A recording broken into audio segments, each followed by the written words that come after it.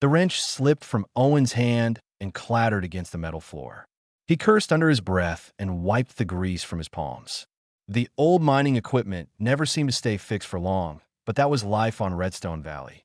Everything here was second-hand, third-hand, or held together with hope and wired. A crash echoed through the workshop. Owen turned to find a small dragon hatchling tumbling through his doorway, wings flapping uselessly as the little creature struggled to stay upright. The dragon was no bigger than a large dog, scales gleaming bronze in the afternoon light. Owen recognized those scales immediately. Pip. Owen set down his tools and moved toward the hatchling. "What are you doing here? Where's your mother?" The little dragon's eyes were wide with panic. Tears streamed down the scaled face as Pip rushed forward and grabbed Owen's sleeve with tiny claws that barely pricked through the fabric. "Please, please, you have to come," Pip gasped in broken Galactic common. "Mommy's sick. She needs you. She keeps saying your name." Owen's stomach dropped. He knelt down to the hatchling's level and put his hands on the small, shaking shoulders. "Slow down, Pip. Tell me what happened." "She fall down this morning," Pip sobbed. "She not wake up. Healers come and look, but they say nothing can help. They say she dying." The little dragon's voice broke on the last word. "But Mommy keep whispering for Owen. For you. Please, you save her before. You save her from rocks. You can save her now." Owen felt his chest tighten. 3 years ago, he had pulled Sarah from a collapsed mine shaft. Everyone else had given up after the first hour, saying it was impossible to reach her. But Owen had spent 14 hours digging through rock and debris with his bare hands when the equipment failed. He could still remember the moment he finally saw her trapped wing, still recall the relief in her eyes when she realized someone had actually come for her. After that day, Sarah had visited him regularly. She brought Pip along, letting the curious hatchling learn human words and hear stories about Earth. Owen had shared tales of forests and oceans, of cities that touched the sky. Pip would sit for hours listening with wonder in those bright young eyes. Dragons were proud creatures. They rarely asked anyone for help, let alone humans. The fact that Pip was here, begging like this, meant things were truly desperate. "Where is she?" Owen asked. "Nesting grounds. In the deep caves." Pip tugged at his sleeve harder. "Please hurry. I scared she not wake up again." Owen stood and moved quickly to the back of his workshop. He pulled down an old military medical kit from the shelf, the one he swore he would never need again after retiring. The box was dusty, but the supplies inside were still good. He had made sure of that, checking them every few months out of habit. "Let's go," he said. Pip's whole body sagged with relief. The little dragon turned and scampered toward the door, then looked back to make sure Owen was following. They left the workshop behind and headed into the wilderness beyond the colony settlement. The terrain grew rougher as they traveled. Redstone Valley earned its name from the deep red rocks that jutted from the ground like broken teeth. Pip navigated between them with practiced ease, but the hatchling was small and grew tired quickly. "I'm sorry," Pip panted after an hour of travel. "I'm not big enough to carry you like grown dragons. You have to walk." "Don't apologize," Owen said. He reached down and scooped the exhausted hatchling into his arms. "I've walked farther than this. Save your energy." Pip curled against his chest, small claws gripping his shirt. "You really think you can help Mommy?" Owen wanted to promise everything would be fine. He wanted to tell this frightened child that Sarah would be perfectly healthy. But he had learned long ago not to make promises he might not be able to keep. "I'll do everything I can," he said instead. "Your mother is strong. She survived being buried alive. She can survive this too. She told me about that day," Pip said quietly. "She said all the other people left. But you stayed. You digged and digged until you found her." The little dragon looked up at him. "She said humans never leave people behind. That what makes you different from everyone else in Galaxy." Owen's throat felt tight.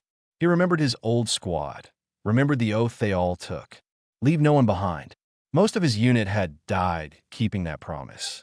He was one of the few who made it out of the war alive, and some days he still wondered why he deserved to survive when better people had not. They climbed higher into the hills. Other dragons appeared in the sky, circling overhead.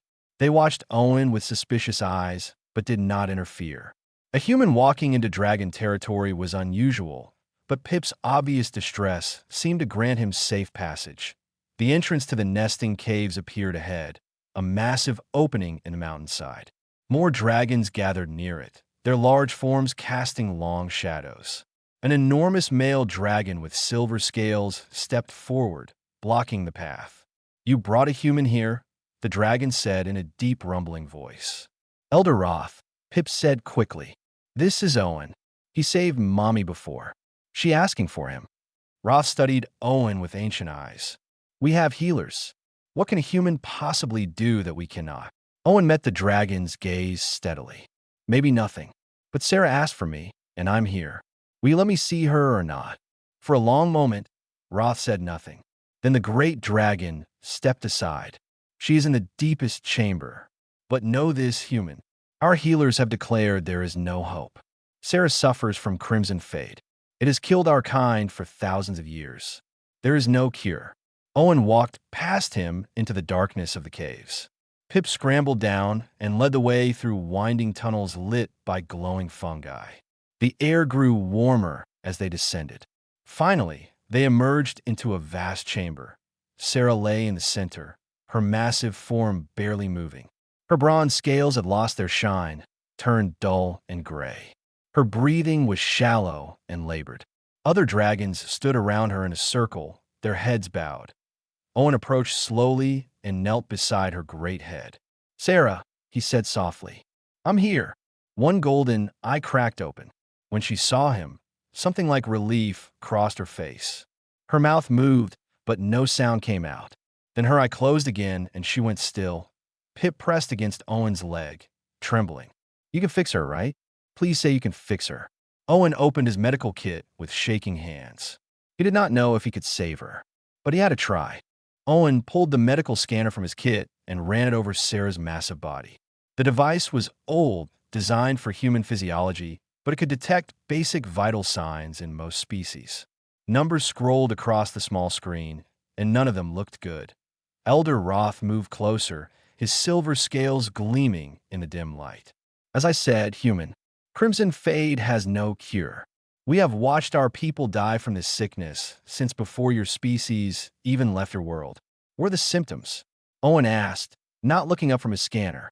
"The scales lose color first," Roth explained. "Then weakness spreads through the body. The blood itself begins to fail. Death comes slowly over many days. Sarah collapsed this morning, but she has likely been sick for much longer." She hit it well. Owen's scanner beeped. He frowned at the readings and ran the device over Sarah's chest again. The pathogen's signature looked familiar, tickling at the edges of his memory. He had seen something like this before, but where? Pip sat beside Sarah's head, small claws stroking the dull scales. "Mommy always strong," the little dragon whispered. "She never gets sick. She take care of me always. I don't understand why this happening. Sometimes sickness does not care how strong someone is," Owen said gently. He studied the scanner readings again, his mind racing through years of medical training and field experience. Then it hit him. Ashfall, the colony world where his unit had been stationed during the war. The locals there had contracted a disease with similar symptoms. Weakness, organ failure, blood degradation. The colonists called it Red Death because of how it turned their veins dark. Owen had helped treat dozens of cases before the medics developed a working cure. He checked the pathogen signature again, comparing it mentally to what he remembered. The structure was not identical, but it was close. Very close. Too close to be coincidence that a cold feeling settled in his gut.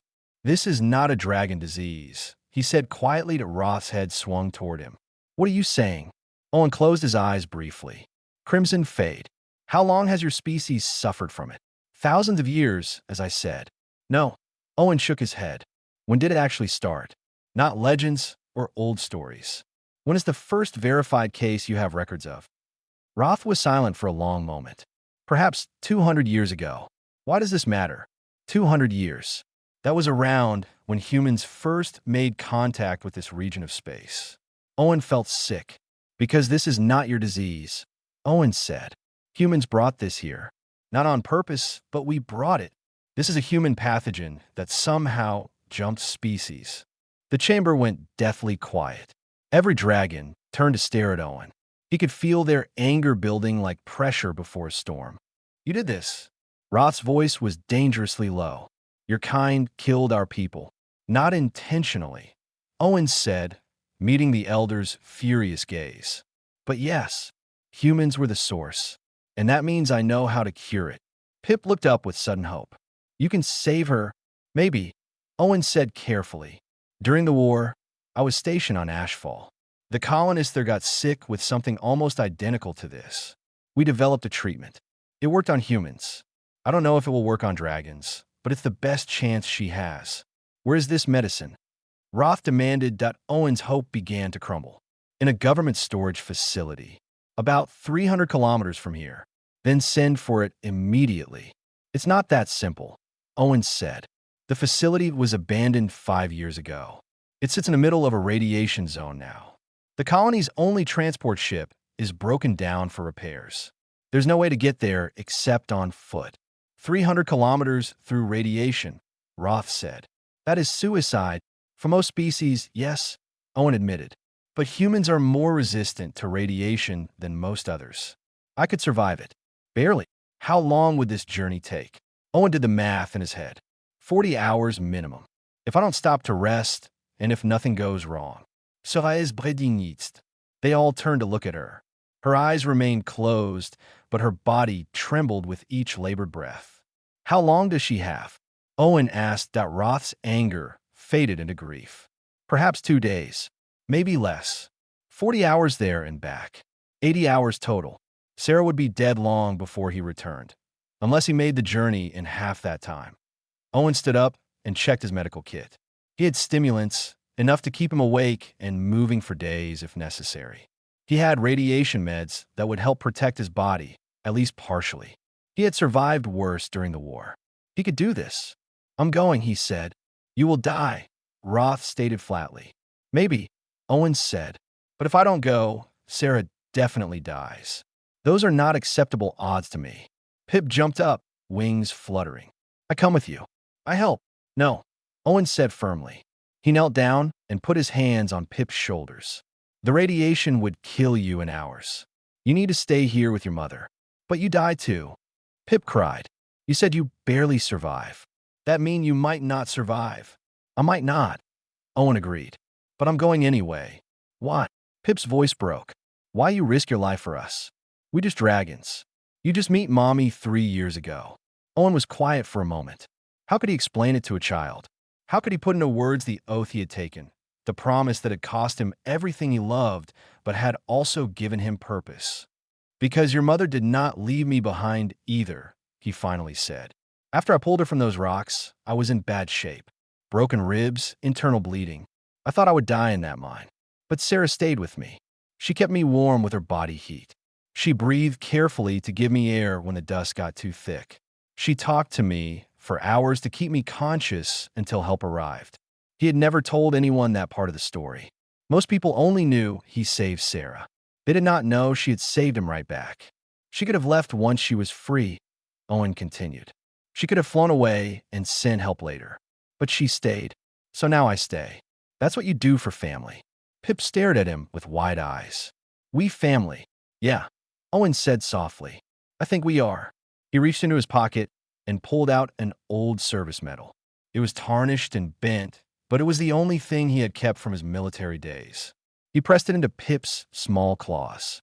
"Hold on to this for me," he said. "I'll come back for it. I promise." Pip clutched the medal with both front claws. "You promise?" "I promise." Owen stood and turned to Roth. "Take care of them both while I'm gone. If Sarah wakes up, tell her I'm coming back with the cure." Roth studied him for a long moment. "I have misjudged your species, Owen Harper. Go with our blessing. We will guard them with our lives." Owen nodded once, then turned and walked out of the chamber. He did not look back. If he looked back and saw Pip's frightened face or Sarah's dying form, he might lose his resolve. The sun was setting as he emerged from the caves. He adjusted his pack and started walking toward the radiation zone, 40 hours to save a life. He had survived worse odds before. 20 hours into the journey, Owen's body was already starting to fail. He stumbled over loose rock and caught himself against a boulder. His hands left bloody prints on the stone. The radiation suit he wore was old military surplus, designed for short-term exposure, not an extended march through contaminated wasteland. The protective layers were breaking down faster than he had hoped. The landscape around him looked like something from a nightmare. Red dust covered everything, and the few plants that grew here were twisted and wrong. This area had been beautiful once, before the reactor meltdown. Now it was a dead zone that stretched for hundreds of kilometers in every direction. Owen checked his dosimeter. The radiation levels were climbing. He was getting closer to the facility, which meant things would only get worse from here. He forced himself to keep walking. His mind drifted back to the war, back to Ashfall and the plague that had swept through the colony. He remembered a little girl, maybe 8 years old, who had survived the disease only because he had stayed up for 3 nights straight monitoring her treatment. She had held his hand and called him a hero, but he had not felt like a hero. He had felt like someone desperately trying not to fail again. The girl's mother had died 2 days before they found the cure. Owen still remembered her name. He remembered all their names, everyone he could not save. They haunted his dreams even now, years after the war ended. But he also remembered the ones who lived. The colony had survived. Families stayed together. Children grew up who otherwise would have died. That had to count for something. Owen's legs gave out, and he fell to his knees. He gasped for air, his lungs burning. The radiation was attacking his cells, breaking down his body from the inside. He fumbled for his medical kit and pulled out a stimulant injector. The warning label said not to use more than 1 dose per week. He had already used 3 in the past 20 hours. He jabbed the 4th dose into his thigh. Energy flooded through his system, artificial and chemical, but effective. His heart rate spiked and his vision cleared. He climbed back to his feet and kept moving 0.1 foot in front of the other. That was all he had to focus on. 1 step, then another, then another. Back in the dragon caves, Pip refused to leave Sarah's side. The little dragon had not eaten or slept since Owen left. Elder Roth tried to coax the hatchling away, but Pip just clutched Owen's metal tighter and shook his head. "Mommy needs me," Pip said, "and Owen needs someone to believe he's coming back." Sarah's condition had worsened through the night. Her breathing was so shallow now that sometimes it seemed to stop altogether. The healers checked on her regularly, but there was nothing they could do except wait. In her few conscious moments, Sarah whispered Owen's name. He went to get medicine, Pip told her during one of these moments. He said he's coming back. He promised. Sarah's eye opened slightly. She looked at her child, and something like peace crossed her face. Then she slipped back into unconsciousness. The other young dragons came to sit with Pip. They did not understand why their friend cared so much about a human, but they stayed anyway. That was what friends did. Owen reached the facility at the 30-hour mark. He had made better time than expected, but it had cost him. Blood ran from his nose, and his hands shook so badly he could barely grip his scanner. His skin felt like it was on fire. The building loomed ahead, half collapsed and overgrown with mutated plants. The main entrance was blocked by rubble, but Owen found a side door hanging open. He squeezed through and entered the darkness beyond. His flashlight flickered. The batteries were dying. Of course they were. Nothing was going right except the fact that he was still alive and moving. He navigated through the corridors by memory. He had been stationed here briefly during the war, long before the meltdown. The layout was burned into his brain from dozens of supply runs. Left at the intersection, down 2 flights of stairs, past the armory, through the medical wing. The storage room door was sealed. Owen pulled out a plasma cutter and went to work on the lock. His hand was shaking so badly that it took 3 tries to get the angle right. The lock finally gave way with a shower of sparks. The door swung open. Owen stepped inside and swept his flashlight across rows of storage containers. Each one was labeled with medical codes and dates. He moved quickly down the aisles, searching for the right designation. There, Container M847, Ashfall Plague Treatment, Batch 7. He pulled the container down and opened it. Inside were dozens of vials, each one holding the medicine that had saved so many lives on Ashfall. But the preservation unit was failing. The indicator light blinked red. Owen's heart sank. He checked the vials one by one. Most of them had degraded. The liquid inside turned brown and useless. He kept searching, hoping against hope that at least some had survived. Point 3 vials. Out of 72 original doses, only 3 were still viable. Owen carefully packed them into a protective case and secured it in his pack. 3 doses would have to be enough. He had no way of knowing what dosage Sarah would need. Dragons were much larger than humans. 1 vial might not be sufficient, but 3 was all he had. He turned to leave, and his vision blurred. The room spun around him, and he grabbed a shelf for support. His body was shutting down. The radiation poisoning was too severe. The stimulants were keeping him conscious, but they could not repair the damage being done to his cells. Owen pulled out another injector. This one was different from the stimulants. It was a last-resort combat drug, designed to keep soldiers functioning long enough to complete their mission, even with fatal injuries. The military had banned its use after the war because of the severe side effects. The label warned that it could cause permanent damage to the heart and nervous system. Owen jabbed it into his neck. The effect was immediate and brutal. His entire body went rigid as the drug flooded his system. Pain exploded through every nerve, so intense that he could not even scream. Then, just as suddenly, the pain vanished. His vision sharpened to unnatural clarity. His heartbeat slowed to a steady rhythm. He felt nothing. No pain, no exhaustion, no fear. Just cold efficiency. Owen walked out of the facility and began the journey back. His body moved like a machine now, the drug overriding every signal that should have made him stop. He did not feel his feet bleeding in his boots. He did not notice when he fell and got back up. He just walked. Somewhere in the back of his mind, the part of him that was still human knew he was dying. The radiation damage was too severe, and the combat drug was destroying what little healthy tissue remained. He would not survive this journey, but he would complete it. That was all that mattered. Pip woke suddenly in the darkness of the cave. Something had changed. The little dragon looked at Sarah and gasped. Her mother had stopped breathing. "No, no, no," Pip cried, scrambling to Sarah's side. "Mommy, please wake up. Please. Owen's coming back. He's bringing medicine. You have to wait for him." Healers rushed over. They examined Sarah and exchanged grim looks. "I am sorry, little one of them said gently. "She is gone." "No," Pip shouted. "She not gone. She just sleeping. Owen will fix her when he gets back." He promised. Elder Roth entered the chamber. He had been keeping watch at the cave entrance. His face was grave. "There is something you should see," he said. The dragons moved outside.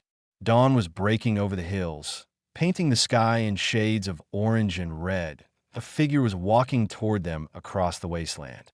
Even from a distance, they could see the person was in bad shape. The walk was unsteady, mechanical, but they kept coming, step after painful step. Pip's eyes went wide.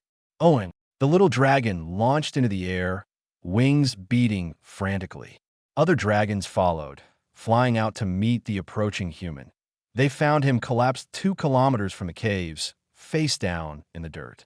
His hands were still clutching a small case against his chest. The adult dragons lifted Owen's broken body carefully and flew him back to the caves. Pip circled around them, crying out Owen's name over and over. The human did not respond. His eyes were closed and blood covered his face. They laid him on the cave floor near Sarah's still form. The healers rushed to examine him, but even they fell back in shock when they saw the extent of his injuries. "This should not be possible," one healer whispered. "No one survives this level of radiation poisoning." "How is he still alive?" "Barely alive," another corrected. "Look at his cellular degradation. His organs are failing. He will be dead within the hour." Pip threw himself at Owen's chest, pressing an ear against the human's ribs. The heartbeat was there, faint and irregular, but there. The little dragon looked at the case, still clutched in Owen's hands, and carefully pried it free. Inside were 3 vials filled with clear liquid. "The medicine," Pip breathed. "He got it. He really got it." Elder Roth landed beside them. His expression was grim as he looked between Owen and Sarah. Both dying. The medicine came too late. "No," Pip said fiercely. "Not too late. We give medicine to Mommy now." Owen said it would work. "Pip," Roth said gently, "your mother's heart has stopped. She is beyond saving now. Then we fix her heart. Pip insisted. Dragons can do that. I seen you do it before when Uncle Krell got hurt. You shocked his heart and it started again. Roth hesitated. It was true that dragon fire could restart a heart if applied quickly enough. But Sarah had been gone for several minutes already. The chances of success were almost zero. Please, Pip begged. Owen gave everything to bring medicine. We have to try. The old dragon looked at the unconscious human, at the evidence of his sacrifice written in burns and blood across every inch of exposed skin. This human had walked through death itself to keep a promise to a child. Very well, Roth said. We will try. He called the other adult dragons over and explained what needed to be done. They positioned themselves around Sarah's body. Roth placed his claws carefully on her chest, over where her heart lay silent. Stand back, little one, he told Pip. A controlled burst of dragon fire shot from Roth's mouth, focused into a thin stream that struck Sarah's chest. Her body jerked. Nothing happened. He tried again, adjusting the intensity. Still nothing done on the third attempt. Sarah's body convulsed, and she gasped. Her heart stuttered, missed a beat, then started again with a weak rhythm. The dragons erupted in shocked murmurs. Pip rushed forward. Mommy, Mommy, wake up. But Sarah did not wake. Her breathing was shallow and her heartbeat fragile. She was alive, but barely. And without the medicine, she would die again soon. Roth picked up one of the vials and studied it. I do not know how to use this. The dosage, the method of delivery. Human medicine works differently from ours. Owen knows, Pip said desperately. The little dragon ran to the human's side and shook his shoulder. Owen, please wake up. Please. We need you. Mommy needs you. Owen's eyes flickered open. They were unfocused and glazed with pain. He tried to speak, but only a rasp came out. The medicine, he finally managed to whisper. She alive, Pip said quickly.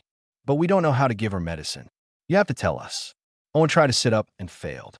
Every movement sent waves of agony through his body, though the combat drug dulled it to a distant ache. He could feel his organs shutting down one by one. He had minutes left, maybe less. Help me up, he gasped. Two dragons carefully lifted him into a sitting position. Owen's head swam, and his vision darkened at the edges. He forced himself to focus on the vials Roth held. Intravenous injection. Owen said, each word an effort. Directly into bloodstream. Need a fine vein. Large one. His hands shook violently as he tried to take the vial. Roth pulled it back. You cannot even hold it steady, the elder dragon said. Tell me what to do. I will administer it. Owen had never taught a dragon to give an injection before. He had never taught anyone who did not have hands. But he talked Roth through it step by step. How to prepare the vial. How to find the vein in Sarah's foreleg where the scales were thinnest. How to insert the needle at the correct angle. Roth's claws were huge compared to the delicate medical equipment, but he moved with surprising precision. He followed Owen's instructions exactly, his expression intense with concentration. The needle slid into Sarah's vein. Roth slowly pressed the plunger, releasing the medicine into her bloodstream. All 3 vials, Owen said. She is bigger than humans. Needs full dose. They repeated the process with the second and third vials. When the last one was empty, they could only wait. Owen slumped against the cave wall. He had done all he could. The rest was up to Sarah's body and the medicine. He felt himself fading, the combat drug finally losing its hold as his body gave up the fight. Pip curled up against his side. You did it, Owen. You brought medicine. You saved her. Maybe, Owen whispered. Not sure yet. You did, Pip insisted. You kept promise. You came back. The little dragon held up the tarnished service medal. I keep this safe for you. Like you asked. Owen managed a weak smile. He tried to take the medal, but his hand would not cooperate. Pip pressed it into his palm and closed his fingers around it. Thank you, Owen said. His eyes drifted closed. Pip shook him frantically. No, you have to stay awake. You have to see Mommy get better. But Owen could not stay awake. He was so tired. The exhaustion went deeper than bone, deeper than blood. It was the kind of tired that came from using up every last bit of strength a body possessed. The healers examined him again. One of them looked at Pip with sorrow in her eyes. The human is dying, little one. The radiation has destroyed too much. There is nothing we can do for injuries this severe. There has to be something. Pip cried. He saved Mommy. Someone has to save him. Roth knelt down beside the small dragon. Sometimes, Pip, being brave means accepting what we cannot change. Owen knew the risks. He went anyway because he thought saving Sarah was worth his life. But it's not fair, Pip sobbed. He too good to die. He the best person I ever know. The dragons stood in respectful silence around the fallen human. Even those who had doubted him, who had questioned why a human would risk everything for a dragon, now understood. They had witnessed something they had not thought possible from any species, pure selfless courage. Hours passed. Owen's breathing became more shallow.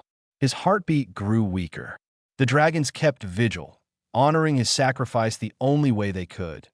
Then, as the sun began to set outside the cave, something changed. Sarah's breathing deepened. The gray color began to fade from her scales, replaced by the warm bronze they remembered.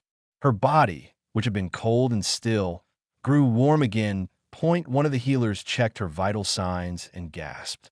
Her blood is regenerating. The medicine is working. She is recovering.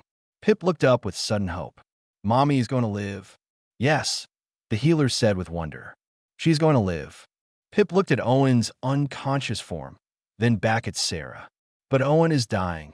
Sarah's eye opened. It was still weak, still clouded with sickness, but awareness was returning. She saw Pip first. Then her gaze traveled to Owen lying nearby. She saw his condition and understanding flooded her features. What happened? She asked in a hoarse voice. Pip told her everything. The journey through the radiation zone. The medicine. The sacrifice. Sarah struggled to rise despite her weakness. No, I will not let him die. Not after what he has done. There is nothing to be done, Roth said sadly.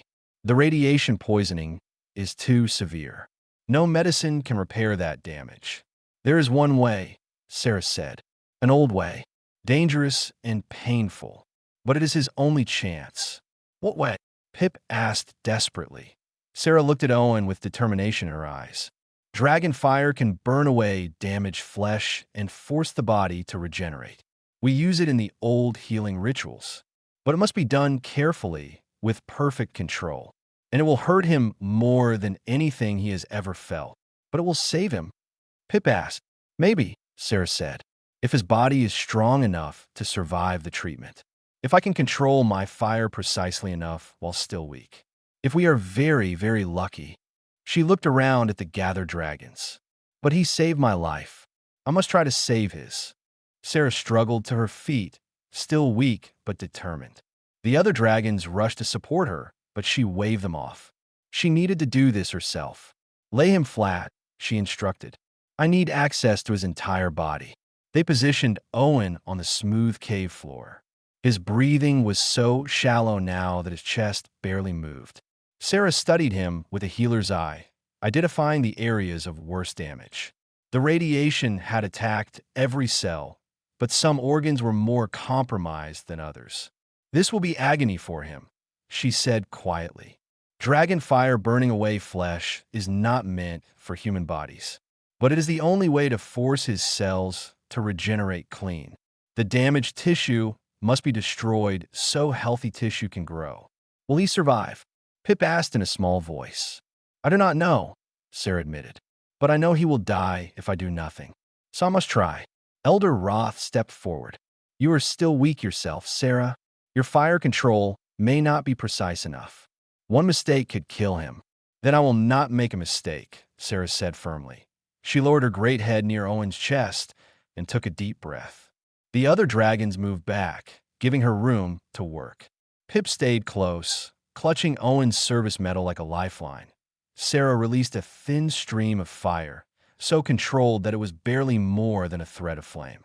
It touched Owen's chest, and his body jerked. His eyes snapped open, and a scream tore from his throat. The sound was horrible, raw, and broken. It was the sound of agony beyond words. Hold him still, Sarah commanded, tears streaming down her face even as she continued the treatment. He must not move, or I could burn something vital. Several dragons pinned Owen's arms and legs gently but firmly. He thrashed against them, every instinct screaming to escape the pain. But they held him as Sarah's fire slowly, carefully burned away the radiation-poisoned tissue. She worked inch by inch across his body. Every patch of damaged skin was treated with precise fire. The smell of burning flesh filled the cave. Owen's screams eventually faded to hoarse gasps as his voice gave out, but his eyes remained wide with suffering. Pip sobbed openly, watching Owen endure this torture to live. "I'm sorry, Owen. I'm so sorry. Please forgive us." "He would tell you there's nothing to forgive," Roth said gently, one claw resting on the small dragon's back. "Look at his eyes. Even through the pain, there is no blame there." It was true. When Owen's gaze found Pip between waves of agony, there was only determination. He had survived the radiation zone. He would survive this too. He had to. The treatment lasted for hours.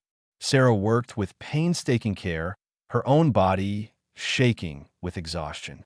The medicine had saved her life, but she was far from fully recovered. Using her fire with such precision drained what little strength she had regained. Finally, as dawn broke outside the cave, Sarah pulled back. Her legs gave out, and she collapsed beside Owen, completely spent. "It is done," she gasped. "All I can do. Now his body must heal on its own." Owen lay motionless, his chest rising and falling in ragged breaths. His skin was raw and red where the fire had burned away the damaged layers, but underneath, new healthy tissue was already beginning to form.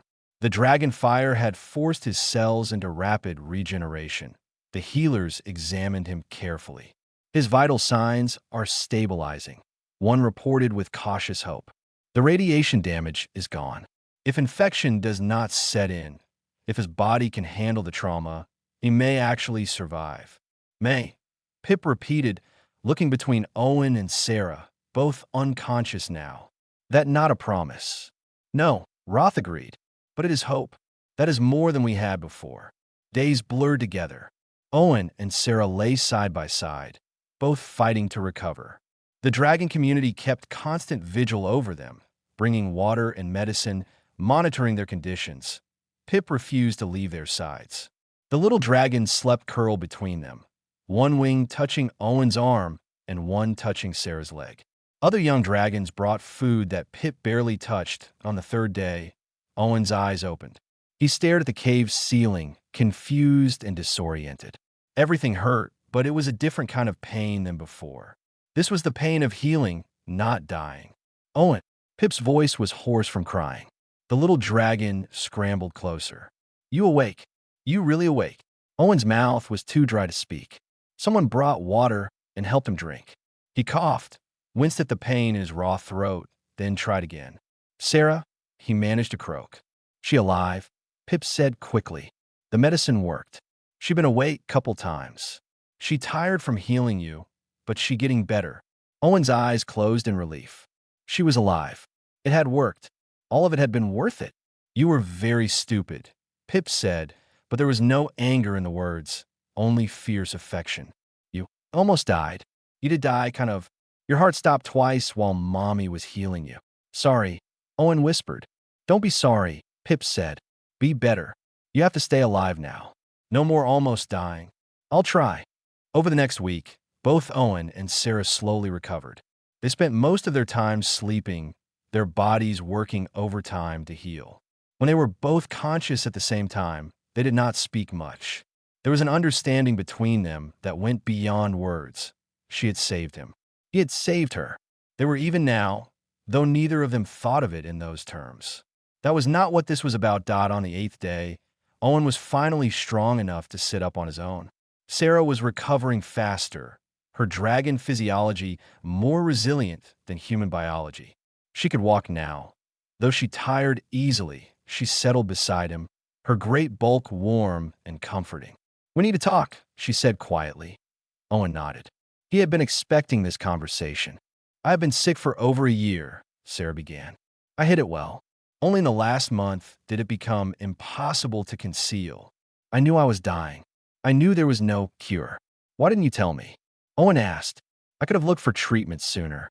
Because I did not know it was a human disease, Sarah said. I thought it was my fate, something all dragons must face. I was preparing for death. She looked at Pip, who was napping nearby, exhausted from days of worry. I brought Pip to visit you so often because I was trying to prepare my child for a future without me, Sarah continued. I wanted Pip to know someone good, someone brave, someone who would teach the lessons I could not teach once I was gone. Owen's throat tightened. Sarah, I'm just a broken-down veteran. I'm not parent material. You are exactly what Pip needs, Sarah said firmly. Not someone perfect. Someone who understands that life is hard, but you keep going anyway. Someone who knows how to protect others even at cost to yourself. What are you asking me? Sarah met his eyes. If I had died, would you have taken care of Pip? Owen did not hesitate. Yes. Why? Because Pip is family, Owen said simply. You both are. Has been since you stayed with me in that collapsed mine. Sarah made a sound that might have been a laugh or a sob. Humans have a strange definition of family. We have known each other only 3 years. Time doesn't matter, Owen said. What matters is who stands beside you when everything is falling apart. By that measure, we've been family from the beginning. Pip stirred and opened one eye. You talking about me? Yes, Sarah said, amusement in her voice. Come here, little eavesdropper. Pip scrambled over and settled between them. The little dragon looked up at Owen, then at Sarah. What you two deciding? That we are family, Sarah said. The 3 of us. No matter what. I already knew that, Pip said matter-of-factly. I've been calling Owen Papa in my head for months now. Just wasn't sure if humans do the family thing same as dragons. Owen felt something break open in his chest, something that had been locked tight since the war. We do, he said, his voice rough with emotion. Humans definitely do the family thing. Pip beamed and snuggled against his side. Good, because I'm not letting either of you go anywhere ever again. We staying together. Together, Sarah agreed, resting her head near them. Together, Owen echoed. Outside the cave, Elder Roth smiled. 3 weeks after Owen nearly died, he was finally strong enough to walk back to his workshop. Pip insisted on coming along, flying in wobbly circles overhead. The little dragon was still learning to fly properly and crashed into a bush at least twice during the short journey. Sarah followed at a distance, recovered enough to fly, but still taking things slow. She landed on a ridge nearby and watched as Owen surveyed the damage to his workshop. The equipment he had been repairing was covered in dust. Everything looked exactly as he had left it that desperate day when Pip came running for help that IT felt like a lifetime ago. You gonna fix that? Pip asked, pointing at the mining equipment. Eventually, Owen said, First I need to fix myself some proper meals. I'm tired of cave food. Cave food is good, Pip protested. Mommy catches the best rock rabbits. Your mother is an excellent hunter, Owen agreed diplomatically. But I miss vegetables. He started cleaning up the workshop, moving slowly to accommodate his still healing body. Pip helped by carrying small tools and claws that were growing stronger every day. They worked in comfortable silence, the kind that only exists between people who know each other well. Sarah eventually joined them, folding her wings and settling in the doorway. She watched Owen work with a thoughtful expression. You could come live with us in the caves, she said. There is plenty of room. Pip would like having you close. I would, Pip confirmed enthusiastically. Then we could play every day, and I could show you my rock collection, and you could teach me more human words. Owen smiled. I appreciate the offer, but I think I need my workshop. This is my space where I can fix things and think. You could have both, Sarah suggested. Keep the workshop but sleep in the caves. It is warmer there. Safer too. Owen considered this. His small quarters attached to the workshop were drafty and lonely. He had spent too many nights there staring at the ceiling, remembering everyone he had lost. The caves, filled with dragon warmth and Pip's chatter, sounded infinitely better. Maybe we compromise, he said. I stay here during the day to work, but evenings I come to the caves. Would that be acceptable? Pip launched into the air and crashed into Owen's chest, hugging him with small claws and wings. Yes, yes, yes. That means you there for bedtime stories. Owen caught the enthusiastic dragon and laughed. The sound surprised him. He had not laughed like that in years, open and genuine. Over the following weeks, a new routine developed. Owen worked in his workshop during the day, repairing equipment and taking on jobs from other colonists. Word had spread about what he did for Sarah, and suddenly everyone wanted the human who walked through radiation to keep a promise. He did not advertise the story, but Pip had no such reservations. The little dragon told everyone who would listen about Owen's bravery. The tale grew more elaborate with each telling. And then Papa walked through fire and fought off radiation monsters and carried the medicine all the way back while bleeding from his eyes. Pip would say dramatically, "I don't think that's exactly how it happened." Owen would correct gently. "Was too." Pip insisted. "You just don't remember because you were being too heroic." The dragon community's attitude toward humans began to change. They saw how Sarah and Pip thrived with Owen as part of their family. They saw how he integrated into their community without trying to change them or make them more human. He learned dragon customs, respected dragon traditions, and treated everyone with quiet dignity. Elder Roth came to visit the workshop one afternoon. He found Owen teaching Pip about basic mechanics using spare parts from broken equipment. "If you turn the gear this way," Owen was explaining, "it connects to this one and creates motion." "See?" Pip turned the gear and squeaked with delight as the mechanism moved. "It like magic, but with metal." "Engineering," Owen corrected. "But close enough." Roth cleared his throat. Owen and Pip looked up. "Elder Roth," Owen greeted him. "What can I do for you?"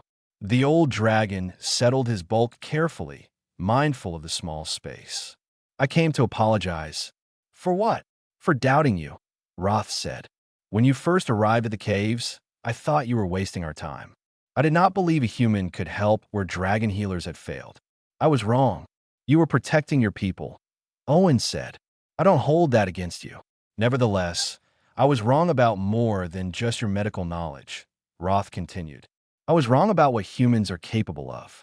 Your species is known across the galaxy as warriors, survivors, deathworlders. We hear stories of human stubbornness and human violence. But we do not hear enough about human compassion. We're not that special," Owen said, uncomfortable with the praise. "You are," Roth disagreed. "You risk everything for people who are not even your species. You adopt our children into your hearts. You keep promises even when keeping them might kill you. These are not common traits in the galaxy." Pip climbed onto Owen's shoulder. "Papa is the best human. Everyone knows that." "Perhaps," Roth said with amusement. "But I think Owen represents something important about his species, something the rest of us need to understand better." He stood to leave, then paused.